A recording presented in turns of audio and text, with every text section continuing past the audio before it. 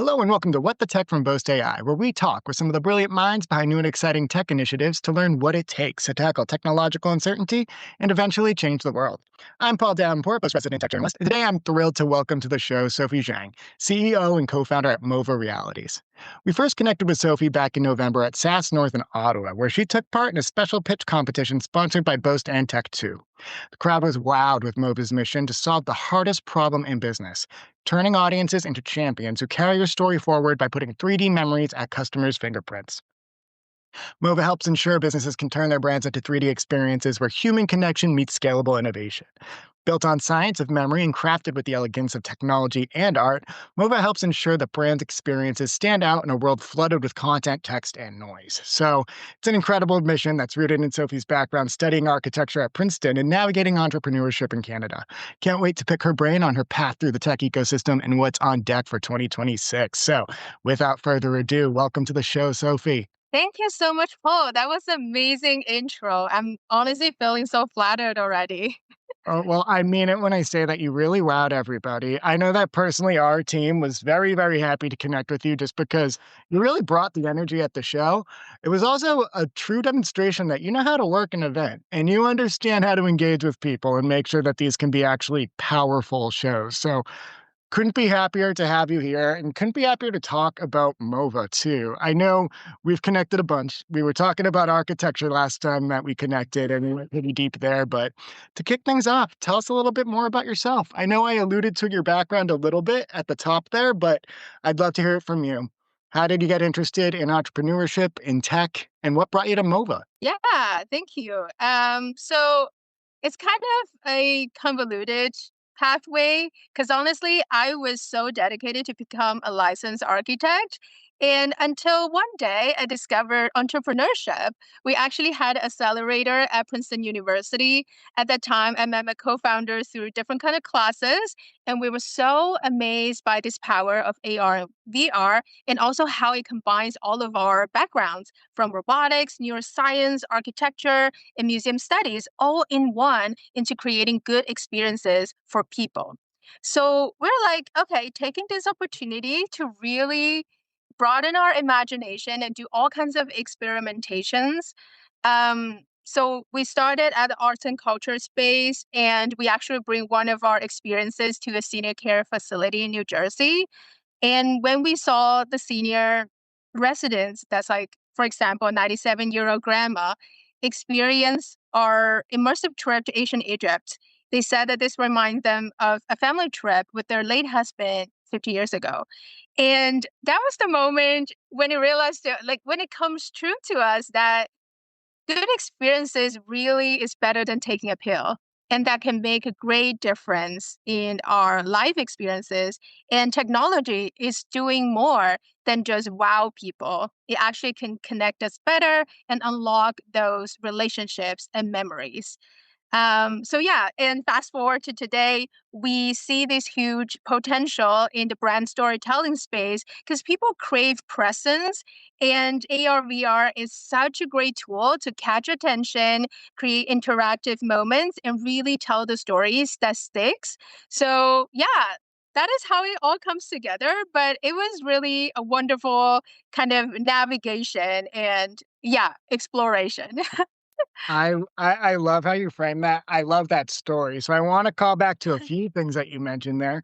First off, just want to emphasize too that it was cross-disciplinary. So like you were Mhm. at Princeton for architecture, you really want to become a career architect. There was the accelerator program, but AR and VR combined a lot of disciplines into one kind of arena where people could take action and make a difference.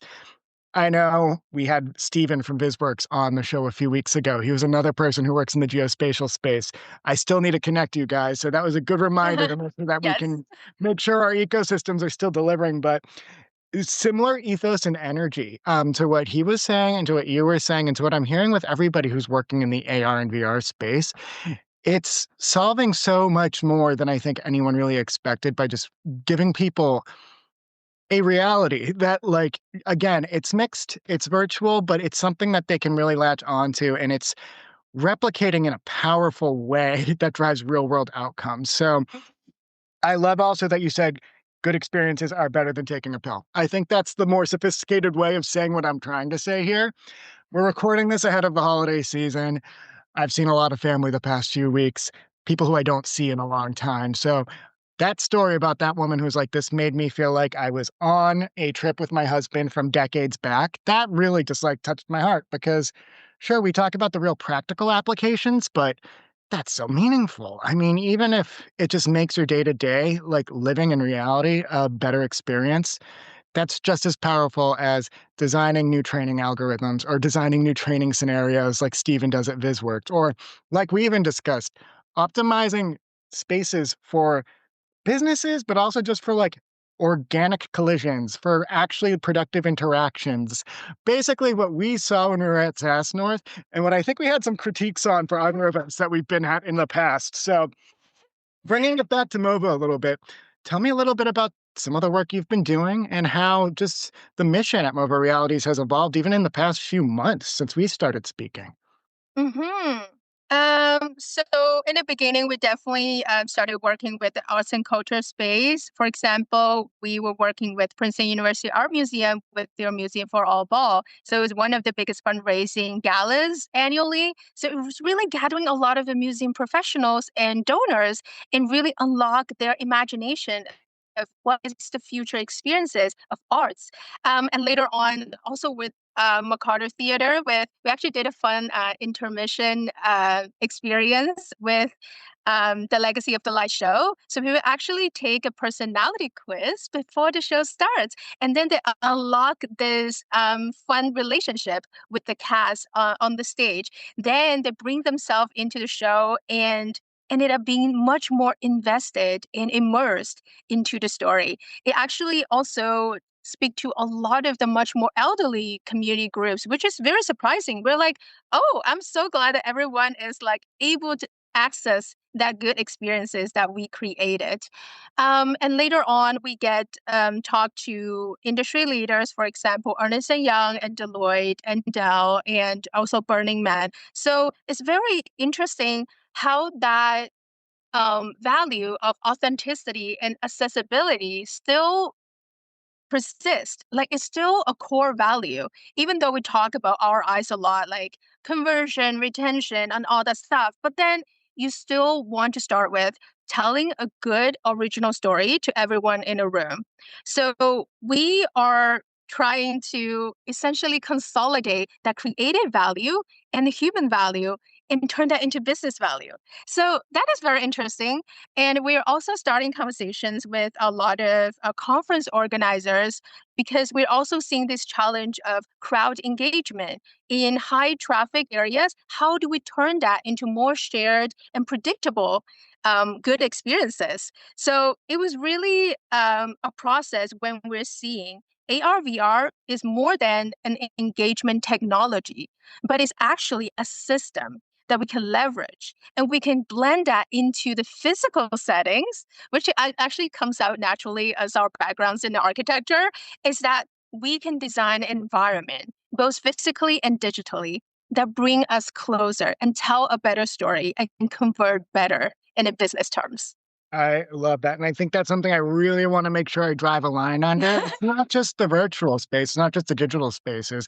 It is the physical spaces too. And it's merging those environments so that you can have those experiences. And you can, again, get the creative value plus the human value to actually drive business value.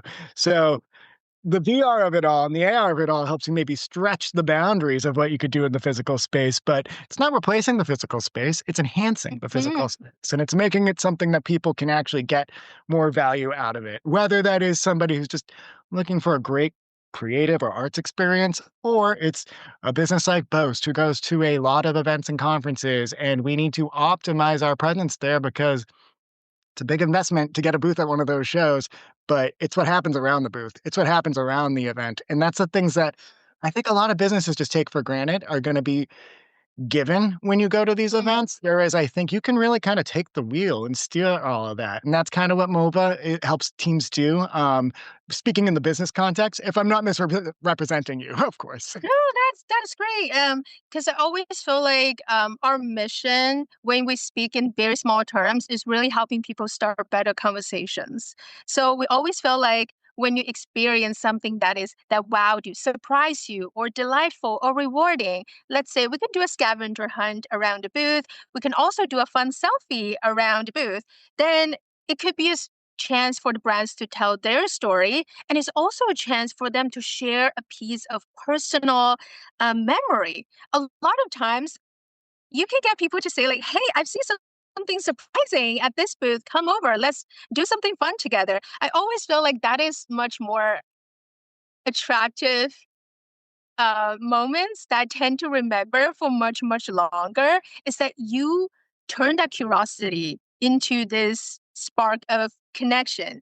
And I always think that it always drives a better business outcomes in the end because we're all humans. A lot of times when we think about business, it's easy to kind of boil down into metrics and numbers, but what it really is a lot of emotional decisions, and we still want to be with each other as human beings. Absolutely. It is still ultimately emotional at the end of the day. I mean, you're not going to go with I somebody truly who doesn't believe give you a good that. feel. Like, you don't want to work with that. And even thinking like more cynically about it too, I'm like, I travel for events. I'm not bringing home a bunch of brochures. I'm probably going to throw them out. And then I feel bad about that. And when we are thinking about like things to give away or things we want to like interact with people, I know Boast has some really good bags. So I'm pumped that we're able to do that. Yes. But Yeah, I carry it with me when traveling, and there's so many amazing pockets. Honestly, it was one of the best wax that I have oh, that for the makes me past happy. while. Okay. I'm like, well, that's good. But I think something that would be even more powerful too is though, like you were saying, appeal to the emotional side of it too. Be like, okay, like we sell what Boast sells is supporting the innovation ecosystem.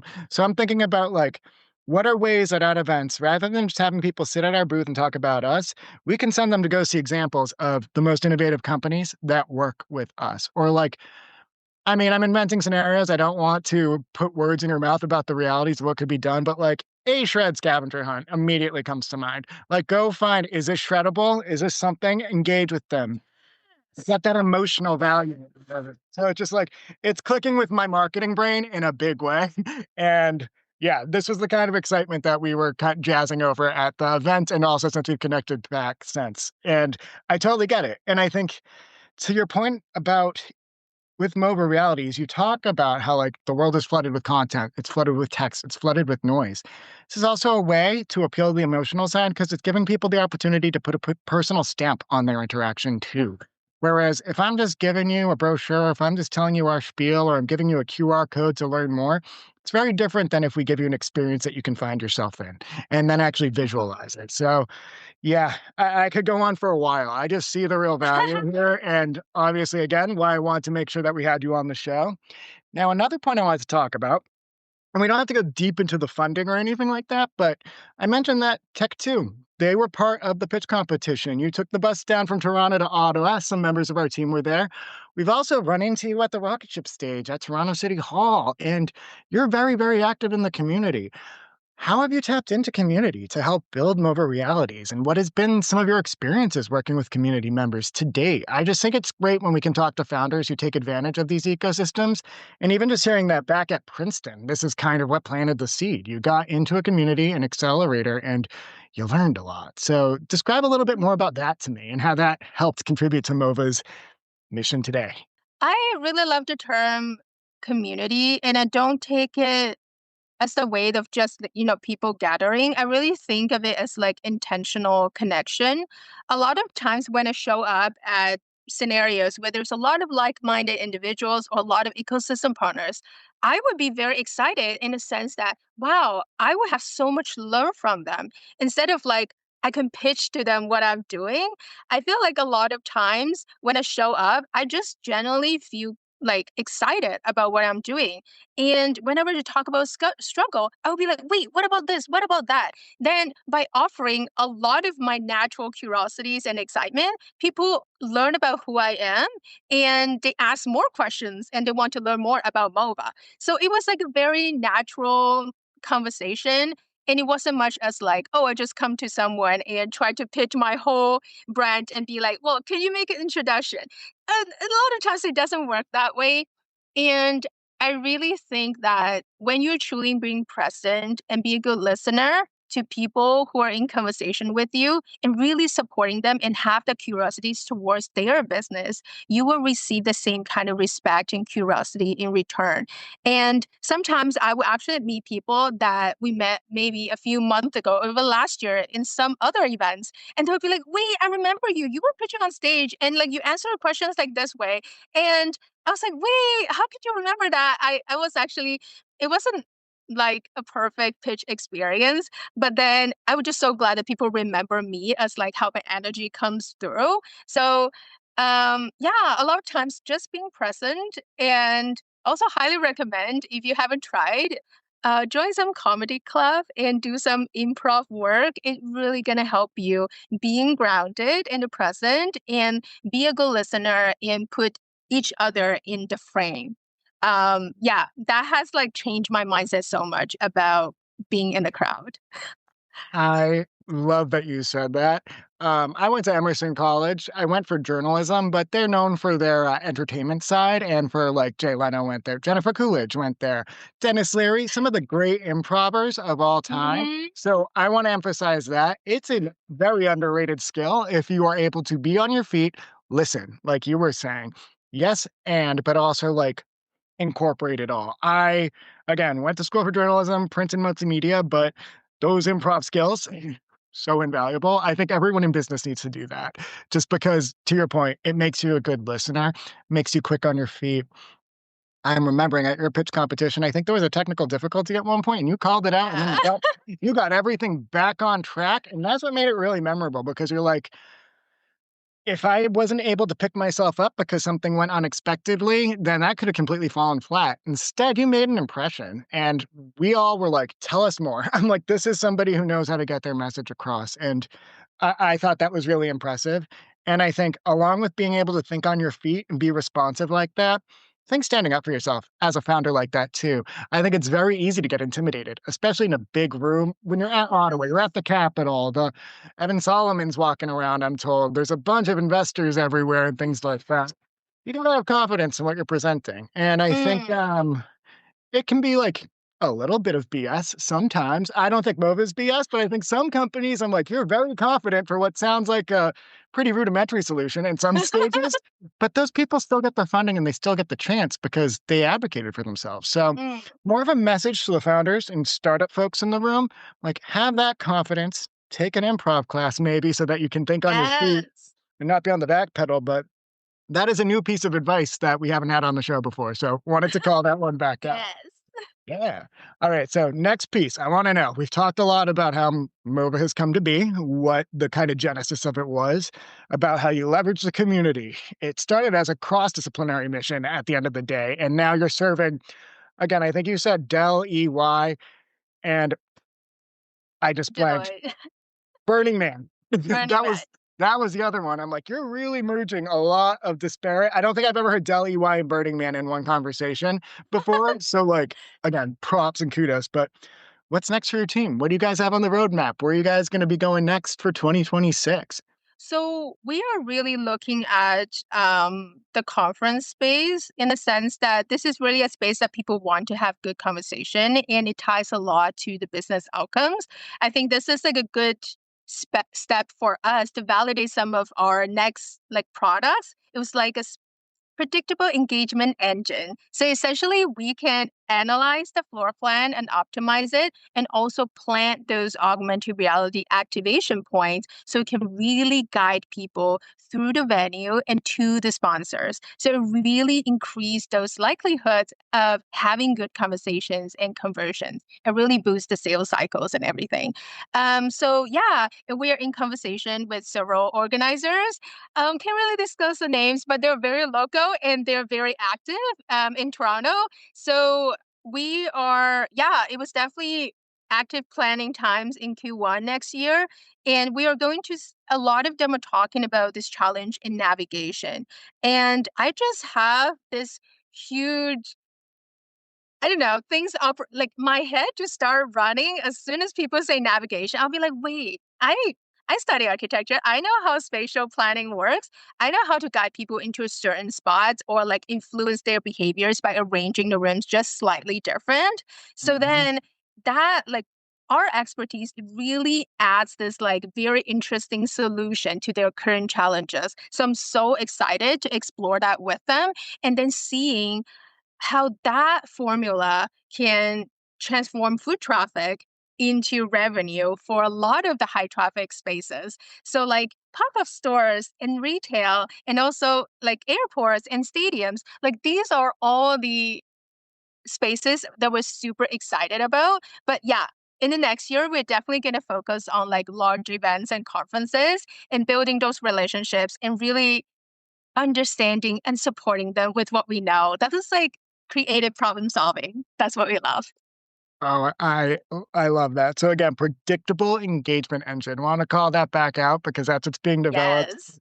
And again, Sophie, you're speaking my language. I've told you, along with even the events, I spend a lot of time in airports. Everyone, it's so disparate. Why is no one reading from the same like architecture and design guides in terms of just like flow? I'm like, I need to get to my terminal. I digress. But basically, I have had some ones, and I cannot wait for you to address that problem for us at scale globally. We've also talked about the events. I'm not going to name names, but I go to a lot of events up in Toronto. We're going to be crossing paths certainly again over the Yes. next calendar year, which I'm excited about.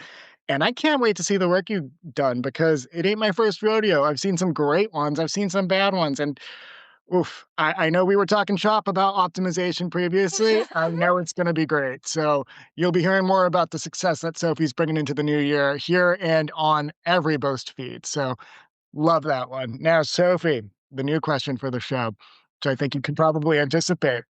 We don't know who the next guest is going to be, but what question should I ask the next amazing tech innovator or founder or startup, just ecosystem player who's going to join me on What the Tech? I would ask a question that actually I have been asking myself a lot, and I'm so curious about what others would be thinking. Is that what is the biggest limiting thoughts of you yourself personally that you have overcome that changes the business that you are leading? And it was a loaded question. I probably can phrase it more succinctly, but it's like, okay, maybe some of your personal limiting thoughts that, yeah, you overcome for to be a better leader for the business. Yeah, like what were blockers? They like what was a negative thought in your mind that you had to get around to actually get Mhm. this business out the ground? I love that. It's very personal, but sometimes I Yeah. feel like, you're the person that's running the business. There is a certain level of self awareness, and you need to do the reflection and be a better person for yourself and for the business. So I hope they enjoyed the question. I agree completely. And again, this goes back to what we were saying earlier too. It's a lot about attitude and confidence, but it's not necessarily about being overconfident. It's about really knowing your limitations and not pushing yourself to the point where you're not even mentally well anymore. Like you need to make sure that you are actually taking care of yourself and not letting negative thoughts get the best of you and not impeding and fogging your vision because you probably started with a different vision that this thought process or whatever it is nagging at you in the back of your head is just going to be a drag on. So I love that. I'm like, I'm going to bring that probably to more than just the next guest because I think that is a good one for the. Exciting. Yeah. So, Sophie, you're already changing the game for the What the Tech podcast, but this is fantastic. I cannot thank you enough. Listeners, again, follow Sophie, follow MoVA Realities. I'm going to have all the details in the blog post and on the socials here, but This is fantastic. I can't wait for a great 2026, and I can't wait to tell this story and also hear more as we cross paths over the event circuit over the next year. Yeah, thank you so much, Paul. It was such a fun conversation. I feel like every time we chat, it was always like it was a great burst of energy, and especially in winter days, I appreciate that and appreciate the opportunity to feature MoVA and allow us to tell our stories. Oh, absolutely. And like, apologize to you and to the listeners. I'm coming off of a pretty bad cold right now. So if whoever's watching the video is going to see a very red nose, I'm just bringing Rudolph vibes to this. But this brightened up my very, very dreary winter afternoon. So I cannot thank you enough, Sophie. And again, we'll make sure that everyone knows how to get in touch with you to learn more about MoVA. And we're going to make this a fantastic mission going forward. So thank you so Thank much. you so much.